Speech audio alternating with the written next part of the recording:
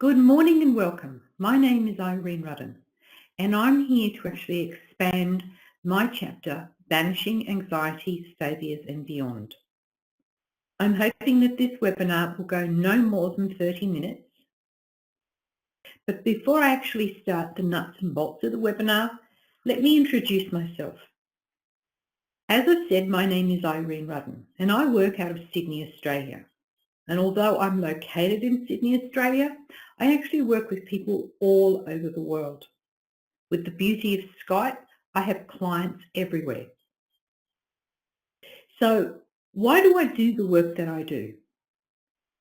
I believe that a lot of people around the world actually have their lives affected by more anxiety and stress than they really need. And they don't really know how to resolve it or cope with it. I also believe that a lot of the things that actually plague our life or make our lives challenging can actually be resolved in a lot of cases in one session, maybe two. And that's been the underlying philosophy of why I started and I developed my clinic. Now, I've worked with people for probably since the early 90s. I used to have a workshop company where I would actually take people through wilderness experiences and finding yourself and your connection to nature. And in the last decade, I've actually been working one-on-one in my individual clinic. So I don't really do workshops at the moment. I work from Gosford, Castle Hill and North Sydney, but I also work via Skype internationally. So that's enough about me. If you've got any questions in the course of the webinar, please type in your question because I will actually see it on my screen. Now, today, I've actually already received, before even today, a series of questions that I want to answer. So I'm going to answer the questions I've been asked about phobias and anxieties. I'm also going to take you through a video I recorded with a client of me taking a client through that very technique I shared with you in my chapter. Finally, if you've got any additional questions that I haven't answered by the time this webinar ends, I'll try and answer them. This is being recorded, so you can actually have a recording of this afterwards, and at the end I very much appreciate a survey. So the first question that I'm often asked is, where do phobias come from? Well, phobias, I would say, arise from three different things. The first is they tend to often be generational, meaning we actually transmit the thing we are fearful of or phobic about often to our children. So, for example, if I have a fear of spiders, my reaction and everything my children see me around spiders is likely to actually imbue them with also a huge phobic fear of spiders. So generational is one. The second is, and this is true in my experience, I find a lot of people that come and see me for specific phobias, I'll use flying as an example, say to me, I have an issue with flying, I can't get on a plane. Yet when you go back to the very first time or a very significant time, there was actually a correlation between something that was happening in their life, some sort of anxiety or bad experience, and the emotion of that seemed to have gotten caught up with the experience of being on a plane at the time. So it transfers itself and it becomes a fear of flying. In fact, talking about flying, many clients I've actually dealt with in the past, that's exactly how it started. Something else was happening on their life and then they were on a plane at the same time. An example would be you've had a traumatic death of somebody that's actually in your inner circle of family and everybody is upset and you are actually flying home as a result of that death. I've had clients that's then become a fear of flying. There's been other examples as well. And to be honest, sometimes the phobia is just there. I suppose the underlying question of that is, if phobias arise from different areas, can they be treated, or is there a kind of phobia that can't be treated? In my experience, there isn't a phobia that can't be treated at all. It doesn't matter whether it's generational or because of a bad experience or because it's just there. They can all be treated. Then the next question is, do I really have to resolve a phobia? And I suppose the answer to that really is, it depends upon you. The question to ask yourself is, does that particular phobia have the capacity to affect your life? If it does have the capacity to affect your life, then it probably already is affecting your life. Because the one thing that I've learned with phobias is people modify their behaviour to work around a phobia for a long time before they decide to actually get it addressed. Examples of that include, I've worked with people that have, for example, phobias of lifts, and they've never been able to be comfortable about actually getting into a lift and going into some upper floor. So they usually take the stairs, which is fine if we kind of lived in a world that maybe had only 3 levels in a building. But a lot of buildings and apartments and careers require you to actually go to really multi-storey buildings. And you can't walk to the 25th floor and down again and up again and down again feasibly every single day. So that phobia actually has the capacity to affect your choice of where you live, your choice of a career, your income, because it's affected your choice of a career. So yes, if a phobia has the capacity to affect your life in a detrimental way or hold you back in some way, even if you think that it hasn't, it probably has. Because long before somebody decides they've just had enough of that phobia, they've actually modified their life around it to avoid coming face to face with that situation. To the point where people often forget that they have the phobia because they've been so good at their workaround. I think many people are actually fearful of fixing a phobia because just the thought of having to think about that phobia, that in itself is what makes them anxious. Sorry, that was me turning paper because, I've written down these questions. The third question I'm often asked is, what's the difference between what I do in my appointments versus the technique I shared with you in the chapter? And that's a really good question. Firstly, I want to say that the technique I shared with you in the chapter is actually a technique I do use in the clinic. So I haven't given you something that I don't use myself. But the difference is that in an appointment with me, I use more than just that. Because if you recall, I actually said that often phobias also have an emotional or underlying element. So I often in an appointment also focus in teasing out and nulling that trauma or emotion that underlies the actual phobia itself. In addition, in the clinic, I also have more than one technique that I use. It really just depends upon the person, what makes them tick, and so on. But clearly, in one chapter, I could not give you, 20 years of experience.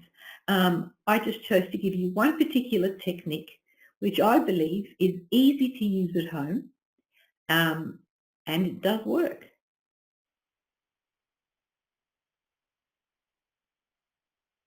I've seen on the screen, somebody's just asked me, what's the difference between a phobia or an anxiety?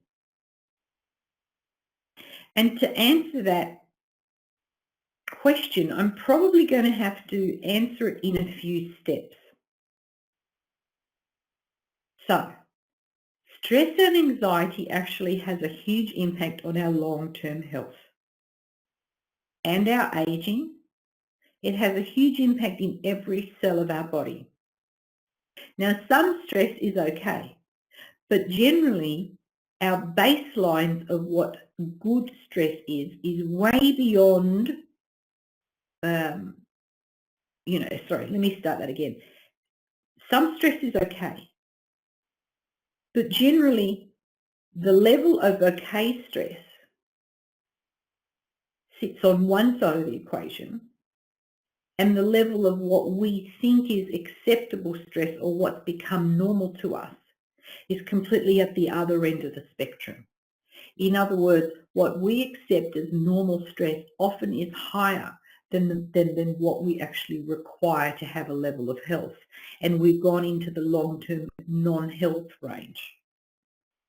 Now, just because we have a lot of stress that's really beyond what we should be coping with, it doesn't matter if you have a day or two or a short period of time with that kind of stress, but we actually become habituated to that level of stress, so that becomes the baseline. And the body actually does everything that it can to actually keep you going forward, to actually keep you maintained, to keep you functioning at that level of stress. So although we can't see it on the outside, our body is actually taking a toll. That reminds me of a story about a frog. There's a story about what's the best way to cook a frog. If I had a pot of boiling water and I threw the frog in it, the frog is going to hit that hot water and bounce straight out again because it's going to freak out at the heat of the water. So that's what sometimes extreme stress looks like. But equally so, if I put a frog in a pan of cold water and then gently turned up the heat, that frog is likely to cook before it recognizes that the water has gotten too hot. That's what long-term stress is like to our body. It's like we start off in a cool pan of water and we think we're always in this cool pan of water because we actually don't notice that it's actually heating up ever so slowly, but it heats and it heats and it heats to the point where our body can't cope with it anymore. So we go into what's called adrenal fatigue. It has a huge effect on every single cell in your body. Stress and anxiety is like actually bathing the cells in our body in a form of corrosive acid. It doesn't corrode something straight away on the first moment, but it can, over time. In fact, stress is considered to be the #1 HR issue around the world. That is the cause of more illness in business than anything else. And that's now pegged as the #1 thing that's going to have a huge impact in the profitability of most businesses. So stress actually has a spectrum. Imagine a ruler from 1 to 100. On 0 or 1 is no stress. But as you go up higher and higher towards 100, you've actually got more stress and more anxiety. And anxiety lives further up in the ruler between 1 to 100. And phobias are actually at the top end of that ruler. So they're the 80, 90, 100. So if you remember, I actually said a phobia is often the result of something traumatic. So that's why you very rarely just end up bang at the end of a phobia. That it's actually a progressive thing of stuff that's been happening inside of you that's actually pushed your stress levels up.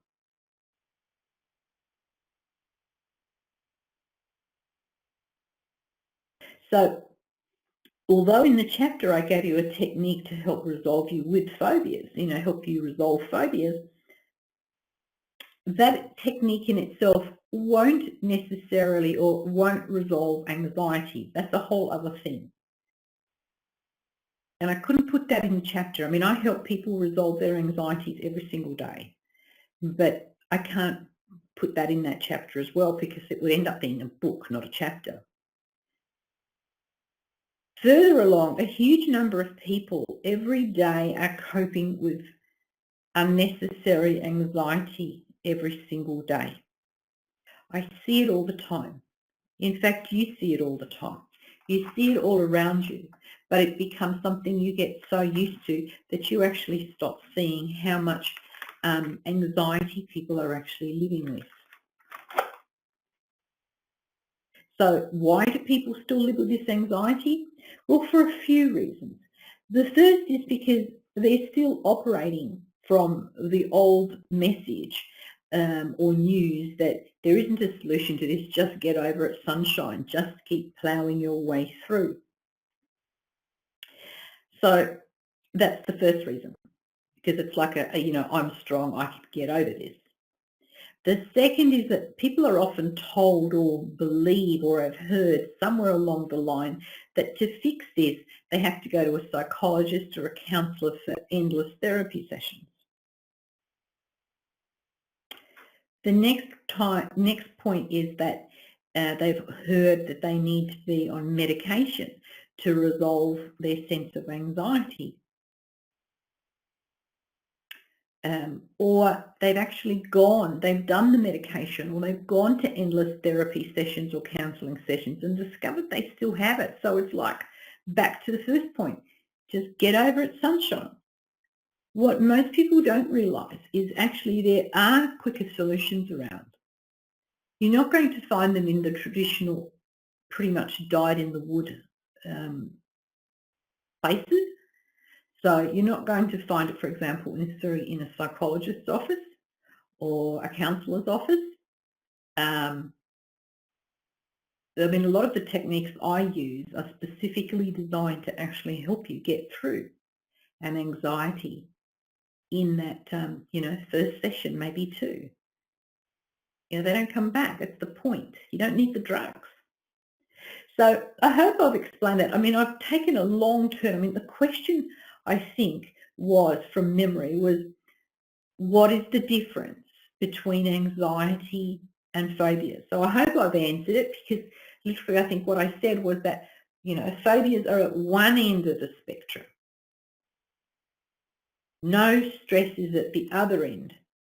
And anxieties live in the middle between there, heading up increasingly towards the phobia side. Yeah. So another question I've been asked is, what kind of phobias have I worked with? Well, that's a big question. I've worked with many. I've done a lot of flying phobias. A lot of people have issues about flying. That actually goes neck to neck with dentists, actually.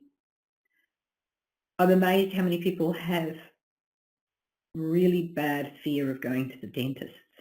I mean, I don't know too many people that would, sing the sound of music at the thought of going to a dentist, but there's a lot of people out there that have got this real fear, and they actually avoid dental work as far as they can. And usually by the time they come to me, they've got such incredibly bad teeth that it's becoming a potential health crisis for them, because the state of your teeth actually has a direct impact to the wellness of your body. And so they come to see me because literally they know they have to go to the dentist. It's not even an option. It's become so compelling. I also have worked with quite a few people that have social phobias. By social phobias, for example, fear of meeting new people, fear of standing up in front of a group of people and talking, fear of being asked something embarrassing, or fear of making a mistake when they're in front of people and then being ridiculed. I've also dealt a lot with agoraphobia, which is people that are afraid to go outside. Skype comes in very handy for that because they don't really have to leave their home. I think the most challenging thing for all people with phobias is that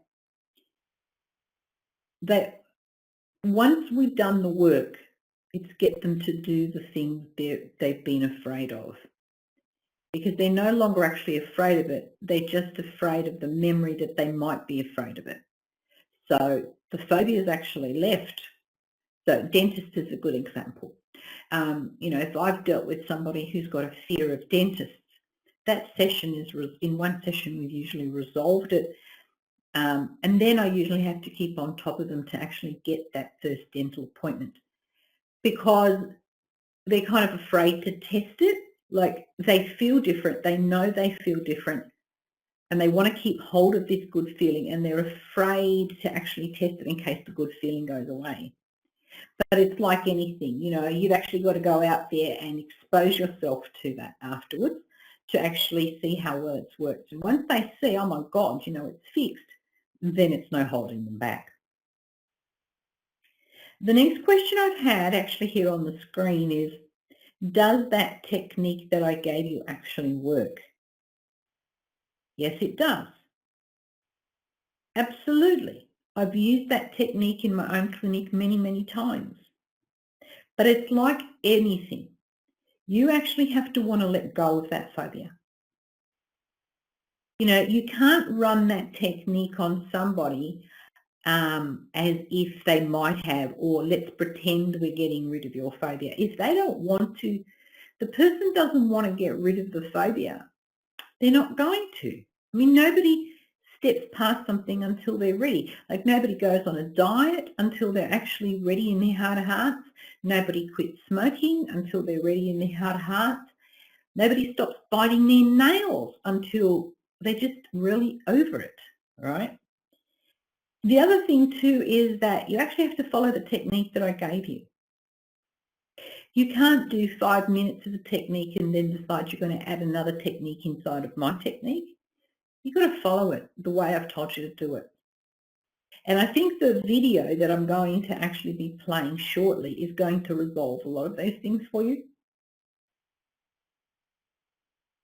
Somebody that's read the chapter and thought about it has just asked me, how does it work? How does this technique work? Why would stuff with a movie screen work? So, good question. The best answer I can give you, apart from I know it works, is if you have a look at the research that's increasingly done about memories, you and I tend to think that our memories are solid and locked in and grounded and more or less unchangeable. So that, what I remember that I did last week is, no doubt about it. However, research is actually showing that our memories are actually constantly being changed and embroidered and, emphasized or de-emphasized, scrambled. So our memories are not actually as contiguous and set in concrete as we seem to think that we are, or that we seem to think is. We don't tend to notice it because when it's your memory or your piece of film, for example, of what I did yesterday, if that film has changed, I'm not going to notice. I don't have the different edited versions that I can see the multiple copies of. I am actually remembering the film as it stands. So that's why that particular technique actually does work. And it works really, really well, because what it does is it takes that memory that you have of that experience and completely slices and dices it, plays around with the memory, so that on the end, the memory itself is not really strong. It just kind of like collapses on itself. and so do all the other instances of that same thing that it's supporting. So, you know, I may have developed my phobia of flying, for example, in, 1995. And I may have forced myself with, lots of sedatives to get on a plane 2 or 3 times since. But by going back and fixing 1995, I usually get rid of all the instances where I've been phobic about planes. Does that make sense? So that's the end of the questions at this stage. What I'm going to do is I'm going to play a YouTube video of me with an actual client. If you have the chapter in front of you, you might want to just keep it open and have a look at and keep pace with what I'm saying and what the script that I've given you says. And you can see how I'm actually using it. Now, I recorded this session with the permission of Michelle, who's my client, and we actually dealt with an actual issue she had. Now, Michelle has given permission for me to share this video with you here today, but at the same time, she hasn't given permission for this video to just be made public domain. So in the recording of this, you won't be able to actually see the video, but you can today. The video is about 9 minutes long. It's been spliced to show you her talking and me talking in conjunction with the diagrams that I actually shared with you in my chapter. Now, I'm sorry for the buzzing noise in the background of this video, but that's the sound of cicadas. It was actually a real hot summer's day when Michelle came and saw me, and I've tried to dampen down the sound of the cicadas, but it's not exactly that easy. So I've done my best. So it's 9 minutes, and let me just pull it up now. And,